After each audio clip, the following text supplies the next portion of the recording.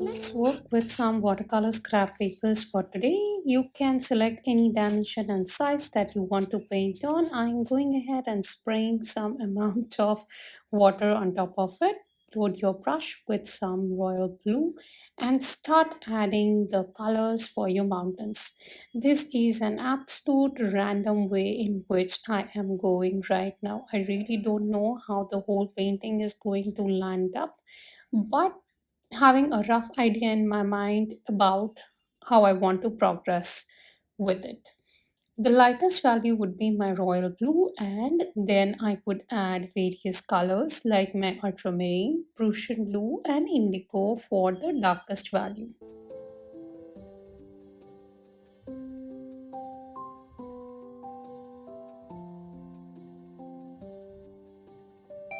I always like to work around from lighter value to the darkest value. As in watercolor, there is real difficulty if you want to work backwards, that is, come down to lighter values. Hence, working with the lighter value first and then moving to darker value is the best idea.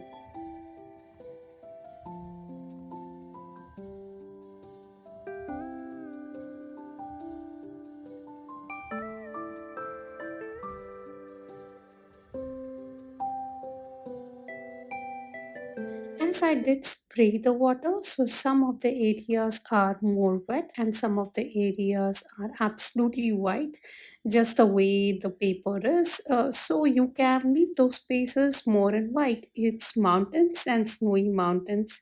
No need to think much while you add any kind of colors on top of this mountain.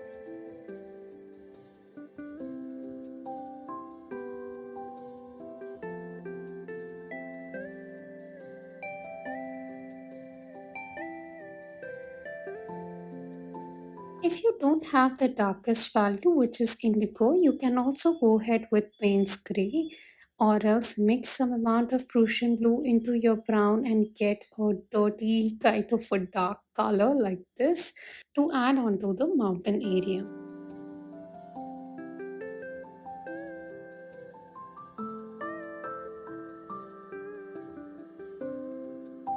We would start adding some more darker spaces now. Some of the areas of the mountains are more dark or they are more in the shadow, whereas the other parts are more snow capped or they are less in the shadow. That's what we want to even show over here in this painting. Once this part is done, we would go ahead and start adding some pines. As it is the winter season, it is important to add the pines with the help of the brown color. I love to practically mix two of my colors. One is my burnt sienna and another would be any blue of your choice. It can be ultramarine or else it can be even Endonthine blue as well as Payne's grey, indigo, any of these shades, whichever you have it available on your palette.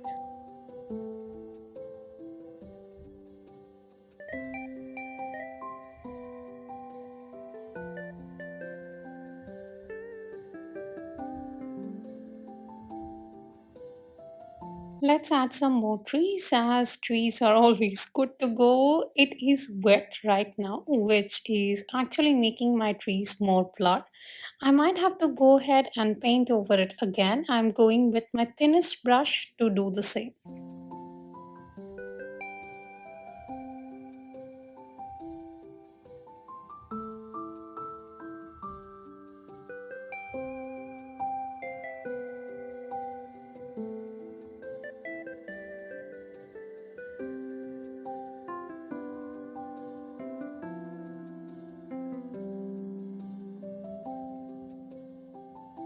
It's time to make some more bigger pine trees on the right side. We want a very random way of drawing these pine trees. Some of them would be smaller, some of them would be longer, taller, etc. As you all know that watercolor is very random. Along with it, nature is also random. And when two randomness works together, it gives rise to magic. And through this painting, we will also approach that magic very, very soon.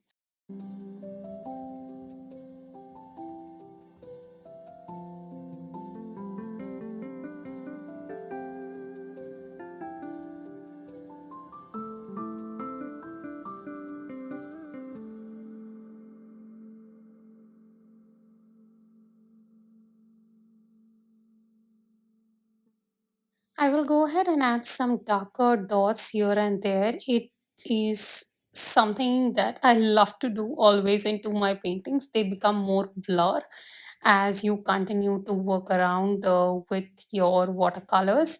This particular place is still wet, and wet on wet is an amazing technique which I am always in love with.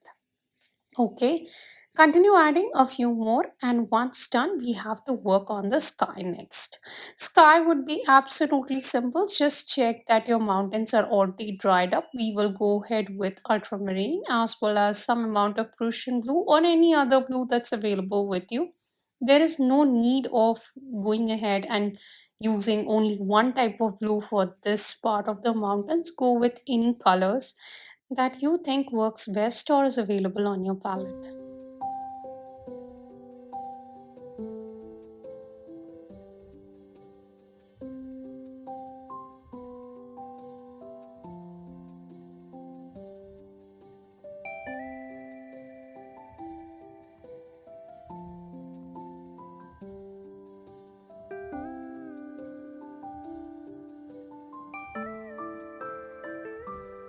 Once the paper is dry, we will again add some random dots here and there, darker values. The most that I use for my painting of the mountains. And we will move on to our next scrap paper. Yeah, this whole of the three paintings are done on watercolor scrap paper of different shape and sizes. As I say, you can select any shape and size of your choice and start painting on it. You frankly don't need all the best of the sizes or colors, etc., for working out your watercolor paintings. You can go ahead with anything that's available.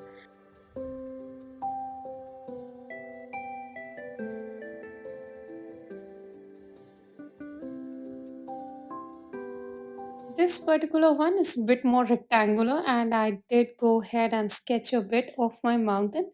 That was, I would say, more random, and this one I wanted it to be a bit more specific. Going ahead with the lightest value, royal blue, that you can see on the top left hand side of my palette, and then I am blending it with my blending brush. It's the same brush that I'm using for my own mountains. Okay, just go and add a few more smaller strokes here and there. Once that part is done, we will go ahead with some of our darker shade of blue. And for me, the darker shade of blue is ultramarine. Ultramarine is my always favorite, and I cannot stop myself from using it in most of my winter paintings. Winter is always magical, and with this magic, I would say even my ultramarine color is absolutely magical.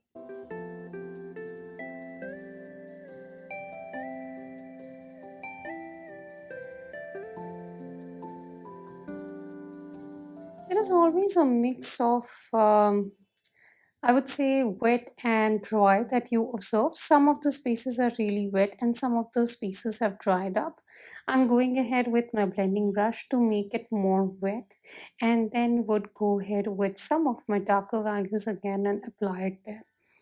The left side of my mountain is more snow covered as well as not in shadow. It is more in light, whereas this part is more in shadow where you can see, the greater rocky parts, and that way this looks more on the darker side compared to what you observe over here that looks more on the lighter side.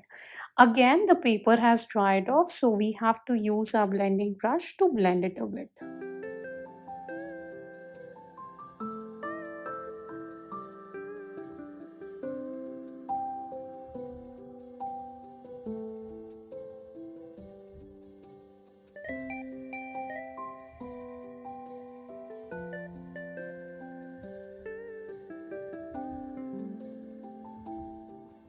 I'm adding some dots here and there with the darkest value, that is my indigo or Payne's gray. Whatever color is available with you, please go ahead with that and drop in a few dots here and there. It is a simple, easy process, and believe me, none of this painting is going to take you a lot of time. So just take out any paper from your studio and start with your painting. It's just the way you want to go ahead with any painting of your choice. No taping, nothing. Just add the colors and start your own watercolor mountain paintings or winter paintings.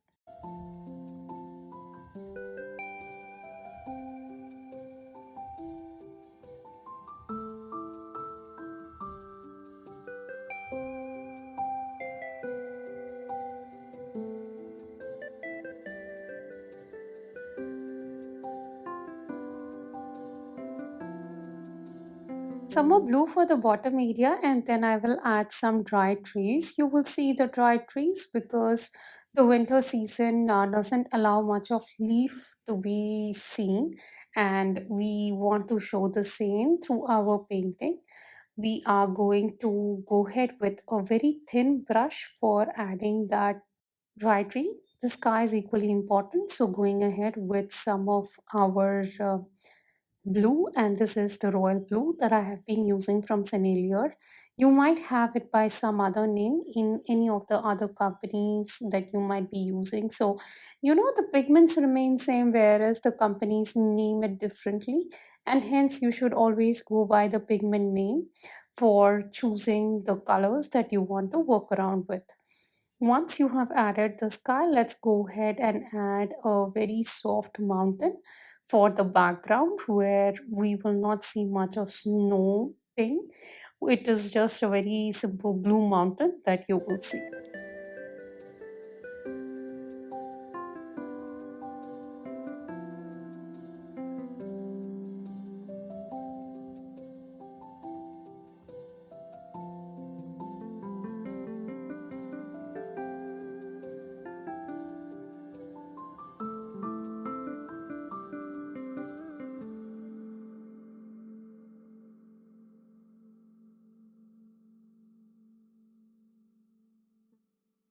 I sometimes do use my flat brush to pick up the colors or else even to blend the background or something like that. Okay, once this is done, then we are going to progress with the next painting after the dry tree and fence. But the next painting would be an absolute flow. So there is not much that I have to explain. It's even a much smaller paper and thinner paper. Go ahead and just paint along with me. I hope you have been enjoying this particular scrap paper watercolor painting of mountains.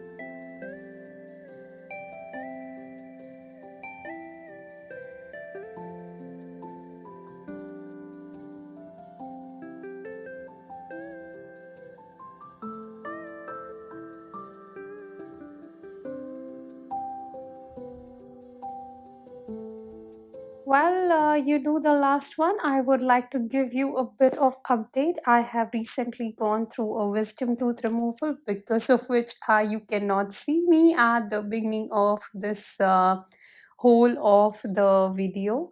Hi guys, my name is Ritika Nanath, an artist, instructor, mother, Skillshare teacher, and brand owner of Vibrant Parcels. Along with it, I give out videos every week on YouTube. If you are still not following me, do follow me here. I do give out a lot of tips and tricks, as well as we work on many paintings that might help you in your own watercolor journey.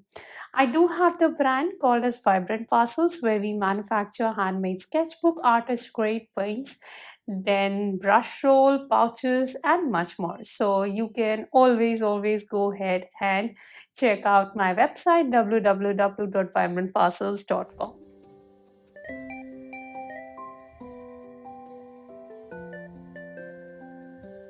I do even take weekly classes. You can look out for that. Just contact me through Instagram. You can drop a DM directly and try my weekly live classes for yourself. That might be also helpful in your journey. As we continue to work through this painting, I want to keep it as simple and easy, hence, there are no instructions. Go as you like is the thing that you have to follow. I am using almost a similar kind of colors except the two, which is the pink and the purple that I have added into this painting compared to the ones that we have added earlier.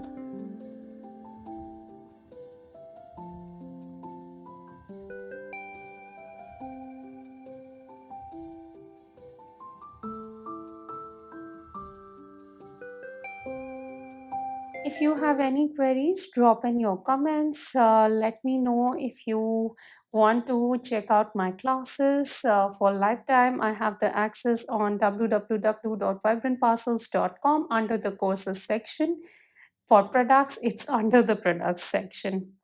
Go ahead, check them out. I'm pretty sure about it that it would be of some help. I'm even there on Skillshare, so you can always look out for my classes on Skillshare. There are about 45 classes that I already have added on Skillshare. So it is a lot of journey that I have covered on Skillshare, and similar thing is happening even on YouTube now. I'm pretty excited and looking forward to see all your paintings. If you are painting along with me, do tag me on Instagram. You can find my name on Instagram as watercolor.illustration.letter. And that way, I would be more than happy to share back whatever you paint from my YouTube videos on my stories.